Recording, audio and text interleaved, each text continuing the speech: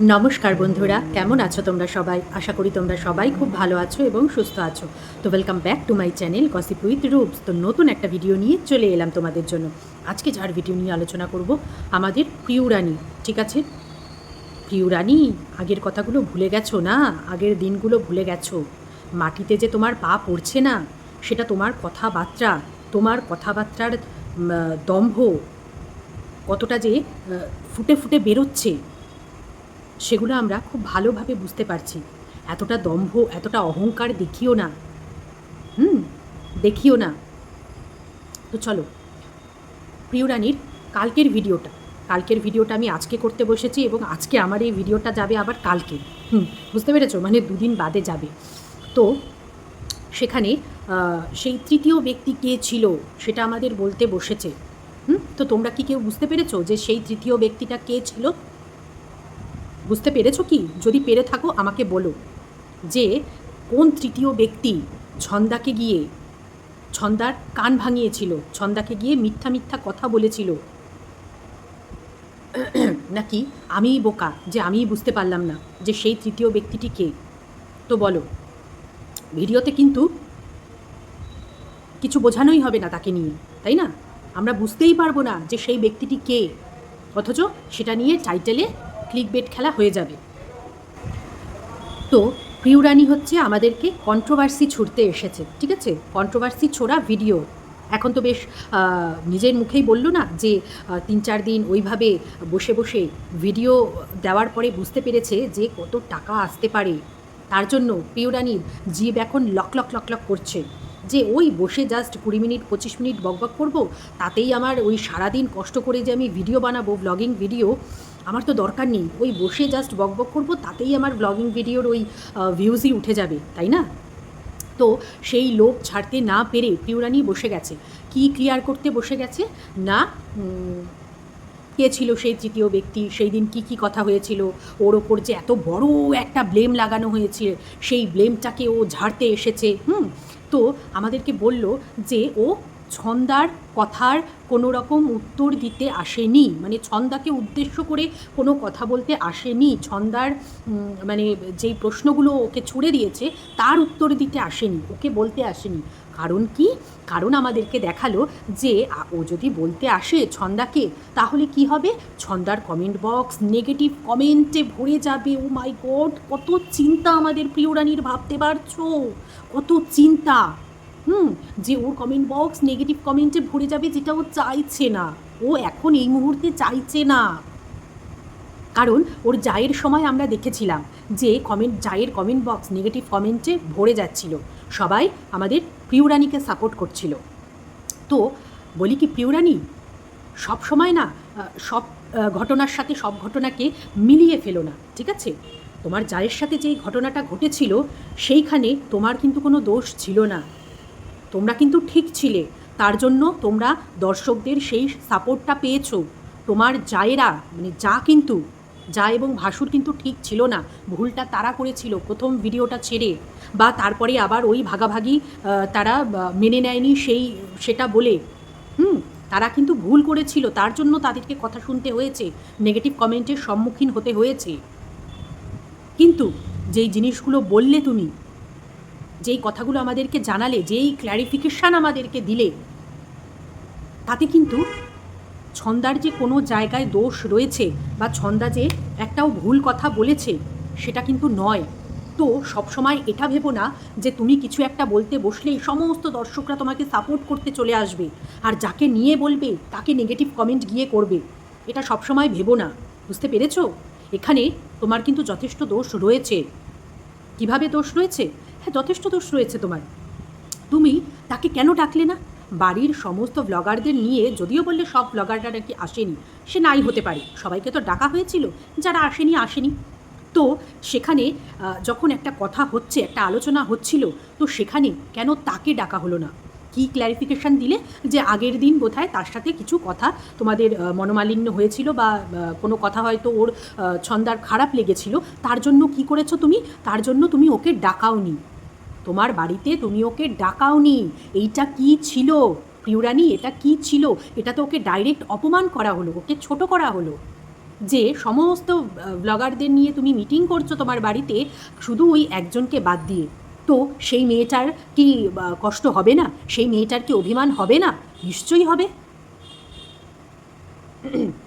তো তারপরে বলছো যে তুমি নাকি সেই দিনই জেনে গেছিলে যে সেই তৃতীয় ব্যক্তি তাকে গিয়ে নাকি কোনো কথা বলেছিল, তার নাকি গিয়ে কান ভাঙিয়েছিল। তা তুমি যদি জানতে যে সেই দিনই গিয়ে তার কান ভাঙিয়েছে, ছন্দার কান ভাঙিয়েছে তৃতীয় ব্যক্তি, তাহলে সেই দিনই বা তারপরে যখন তোমাদের ওই ঠান্ডা লড়াই মিটমাট হয়ে গেল, তখন কেন তুমি ছন্দাকে ডেকে সমস্তটা ক্লিয়ার করলে না? যে দেখ, এই কথা কিন্তু হয়নি, এই জিনিস হয়েছিল, তোর কিন্তু কান ভাঙানো হয়েছে বা তোকে কিন্তু মিথ্যে কথা বলা হয়েছে, সামথিং সামথিং তোমরা তোমাদের মধ্যে মিটিয়ে নিতে পারতে, তাই না? কিন্তু তুমি কিন্তু তা করোনি। তুমি নিজের মুখেই বললে তুমি কিন্তু তা করোনি।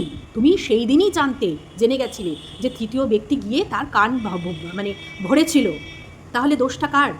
সেই মেয়েটা এই তোমাকে নিয়ে যে ভুল ধারণা এতদিন ধরে তার মনের মধ্যে নিয়ে রেখে দিয়েছে, সেটাতে তো তার কোনো দোষ নেই, কারণ তাকে সেই রকমভাবেই বলা হয়েছিল।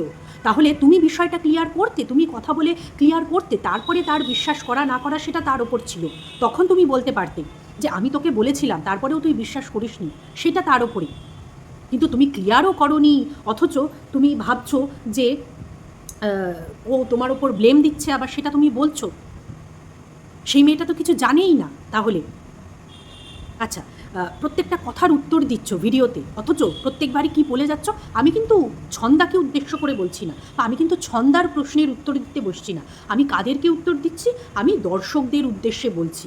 আচ্ছা, তুমি দর্শকদের উদ্দেশ্যে ছন্দার প্রশ্নগুলোরই উত্তর দিচ্ছ, কিন্তু তুমি ছন্দাকে উত্তর দিচ্ছ না। বা কি সুন্দর না, নিজের মতন করে মোল্ড করা সমস্ত কিছু।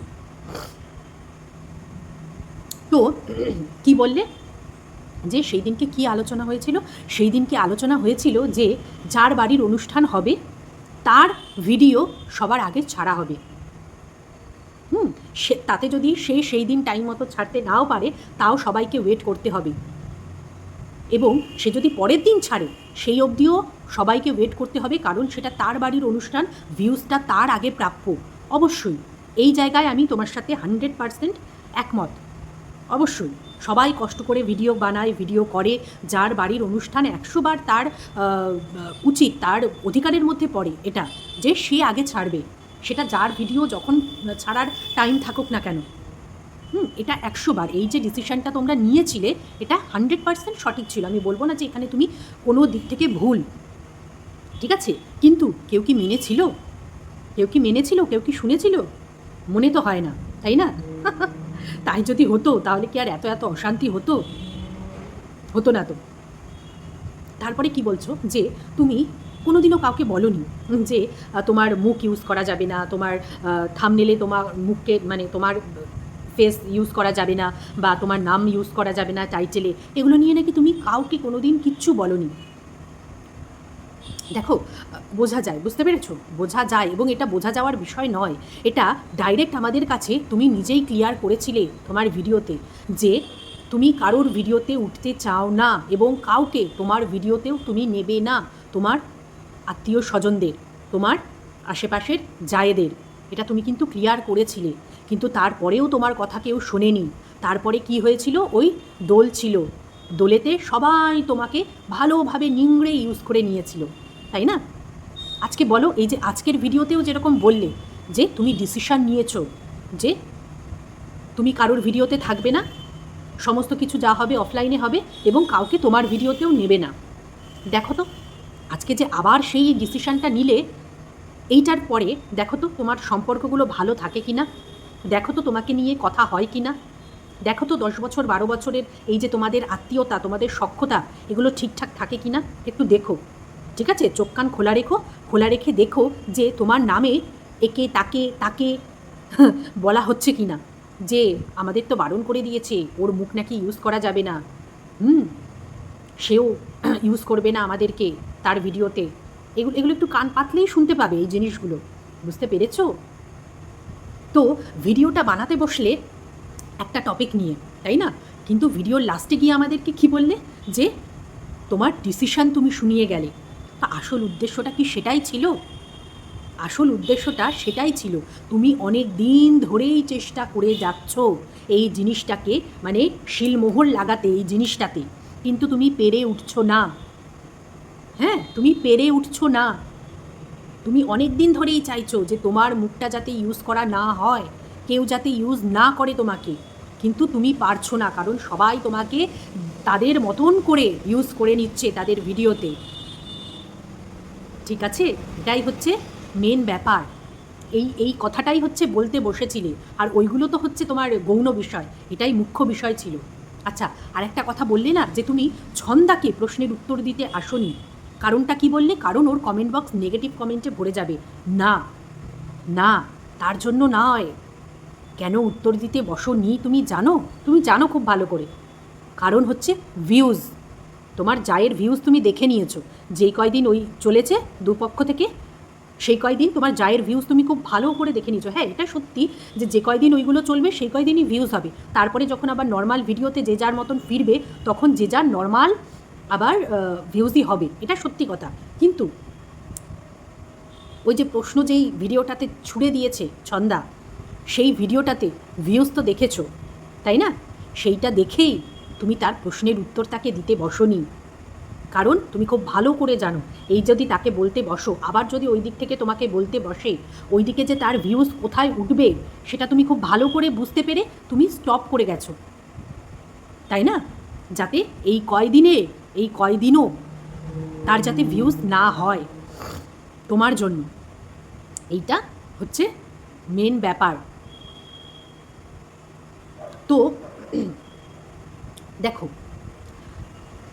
সেই মেয়েটাকে উল্টোপাল্টা বলা হয়েছে, সেই মেয়েটাকে বলা হয়েছে দরজা বন্ধ করে তোমার ঘরে মিটিং হয়েছে, সেই মেয়েটাকে সেই মিটিংয়ে ডাকা হয়নি, সেই মেয়েটাকে তারপরে মিটিং থেকে বেরিয়ে সেই মেয়েটাকে গিয়ে বলা হয়েছে যে মিটিংয়ে বলা হয়েছে যে ও কাউকে ওর ভিডিওতে নেবে না, ঠিক আছে, ও কাউকে প্রমোট করবে না, মানে পিউরানি তুমি কাউকে প্রমোট করবে না এই কথা বলেছো। এবং এটাও বলেছো যে যখন ছন্দা কাউকে প্রমোট করবে না বলে তখন তো ছন্দা কারোর কাছে খারাপ হয় না বা সেটা নিয়ে কথা ওঠে না, কিন্তু আমি যদি প্রমোট করব না এই কথা বলি তখন আমি সবার কাছে খারাপ হয়ে যাই। কিন্তু তুমি কি বলছো? তুমি এইসব কথা বলনি, ও যা যা কথা বলেছে সব নাকি মিথ্যে কথা বলেছে, মানে সব নাকি ভুলভাল কথা বলেছে, ঠিক আছে? এবার দেখো, সেই ভুলভাল কথা বলেছে কারণ সেই সব কথা তাকে শোনানো হয়েছে গিয়ে, তাই না? তুমি যদি জানতে যে তাকে গিয়ে তার কান কিছু ভাঙানো হয়েছে, তোমার উচিত ছিল এই জায়গাটাতে তুমি ভুল, এই জায়গাটাতে তুমি ভুল যে তুমি তার ভুল ধারণাটা তুমি ঠিক করতে পারোনি, তুমি কথা বলে ঠিক করোনি, ঠিক আছে? তো এইখানে অন্যকে দোষ দিলে তো চলবে না, সবসময় অন্যের দোষ ধরো না, দোষটা যে কখনো তোমারও হতে পারে এটা ভেবো, বুঝতে পেরেছো? এটা একটু ভেবো।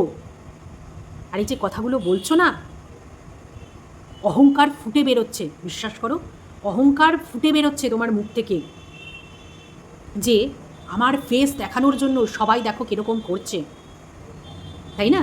এত অহংকার করো না, মাটিতে পড়তে না বেশি সময় লাগবে না, এত অহংকার করো না। জীবনে তো হঠকারী সিদ্ধান্ত ছাড়া কিচ্ছু কিচ্ছু নেই তোমার জীবনে, সারা জীবন হঠকারী সিদ্ধান্তই নিয়ে গেছো। কোথায় খামার বাড়ি, কোথায় ফ্ল্যাটে চলে যাওয়া, বাড়ি ঘর দৌড় ছেড়ে কোথায় ফ্ল্যাটে চলে যাওয়া, জায়ের সাথে কম্পিটিশান করে যা ছেলেটাকে ইংলিশ মিডিয়ামে ভর্তি করালো, তোমার ছেলেটা এত বড় একটা অসুখ, যেখানে তুমি নিজেই তোমার ভিডিওতে বলেছিলে যে ডাক্তার বারণ করেছে ওকে চাপ দেওয়া যাবে না, ওর ব্রেন নিতে পারবে না এত চাপ। তো তুমি বলেছিলে তোমার ভিডিওতে যে আমি চাপ দেব না, ও বাংলা মিডিয়ামেই পড়বে এবং যতটুকু পারবে ও পড়বে, আমি কখনো ওকে চাপ দেব না। তারপরে কি করলে? কম্পিটিশান চালাতে হবে, জায়ের সাথে কম্পিটিশান করতে হবে, তার জন্য চলে গেলে আবার ফ্ল্যাট দেখে ফ্ল্যাটে চলে গেলে, ফ্ল্যাটে চলে গিয়ে ছেলেটাকে ভর্তি করে দিলে ইংলিশ মিডিয়াম স্কুলে। ইংলিশ মিডিয়ামের চাপ, ওই রকম একটা অসুস্থ ছেলে, ও পারে নিতে ইংলিশ মিডিয়ামের চাপ কখনো? প্রত্যেকবার পরীক্ষার আগে অসুস্থ হয়ে পড়ে ছেলেটা, তাই না? তারপরে কি করলে? খামার বাড়ি, হ্যাঁ, বন্ধ হয়ে গেল। তারপরে কি করলে? কুকিং চ্যানেল, মায়ের সাথে গিয়ে কুকিং চ্যানেল, এইখানে ভিডিও, এখানে কুকিং চ্যানেল, প্রত্যেক দিন গিয়ে গিয়ে হয়ে গেল। তারপরে কি করলে? তারপরে আবার আরেকটা বেবি, যেখানে প্রথম বাচ্চাটার পেছনে, বড় ছেলেটার পেছনে এত টাকা খরচ এবং সারা জীবন খরচ করে যেতে হবে। জানি তোমার ইনকামও সেই পরিমাণে ইনকাম, মাস গেলে 5-6 লাখ টাকা মিনিমাম ইনকাম করো তুমি, মিনিমাম। কিন্তু এটাও দেখতে হবে যে তোমাদের কিছু নেই, সমস্তটা তোমাদেরকে নিজে তৈরি করে নিতে হচ্ছে। বাড়ি থেকে শুরু করে, সংসার চালানো থেকে শুরু করে, ছেলেটার যদি কোনো দিনও বোন ম্যারো ট্রান্সপ্লান্ট করতে হয়, সেখানে কত লাখ লাখ টাকার প্রয়োজন, সব কিছু ভাবতে হবে, তাই না? আমাদের ফ্যামিলি কমপ্লিট করতে হবে, নিয়ে নিলাম আরেকটা বাচ্চা, তাই না? আগু পিছু ভাবলাম না। এগুলো করলে চলে না। সেকেন্ড বাচ্চাটাও, ওর বয়স কতখানি হয়ে গেল, এখনও পর্যন্ত 1.5 বছরের ওপরে হয়ে গেল বোধহয় বাচ্চাটার বয়স, এখনও পর্যন্ত হাঁটতেও পারে না, হাঁটাও শেখেনি ঠিকঠাকভাবে, এখনও পর্যন্ত কথা বলাও শেখেনি। কি ভাবছো, কি ভাবছো?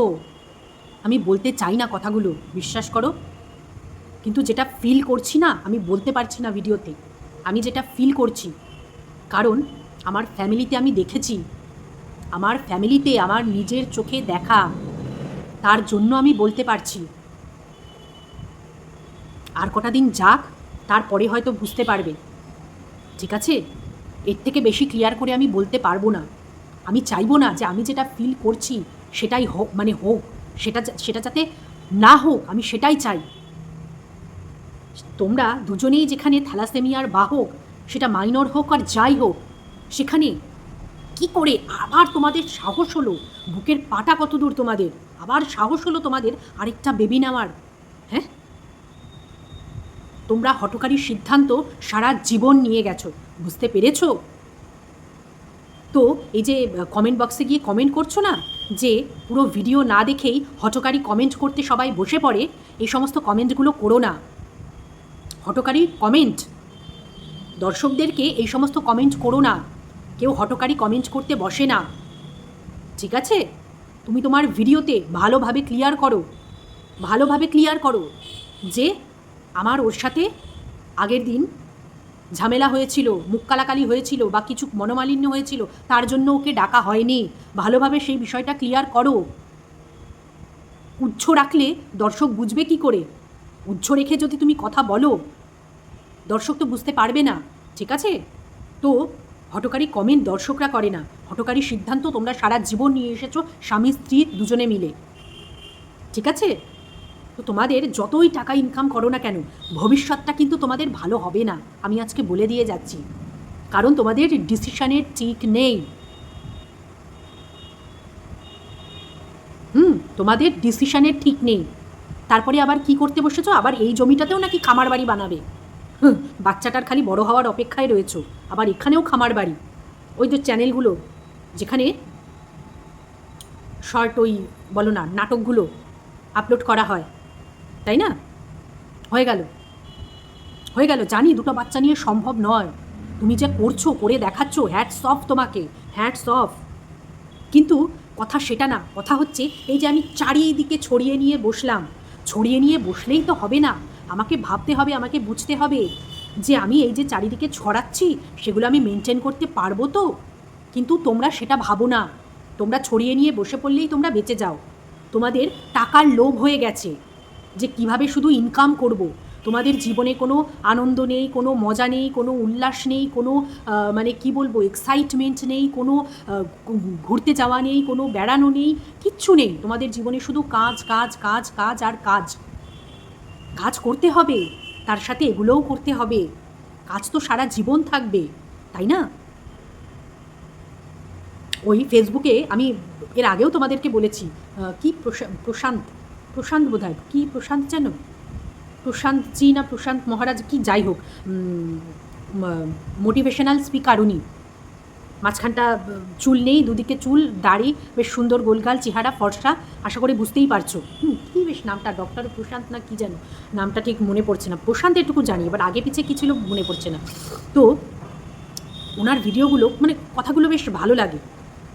তো উনি বলছেন ওনার একটা ইয়েতে, রিলসে দেখছিলাম, যে আমাদের জীবনে কি আছে, ওই একঘেয়ে জীবন, কিসের জন্য আমরা বাঁচছি?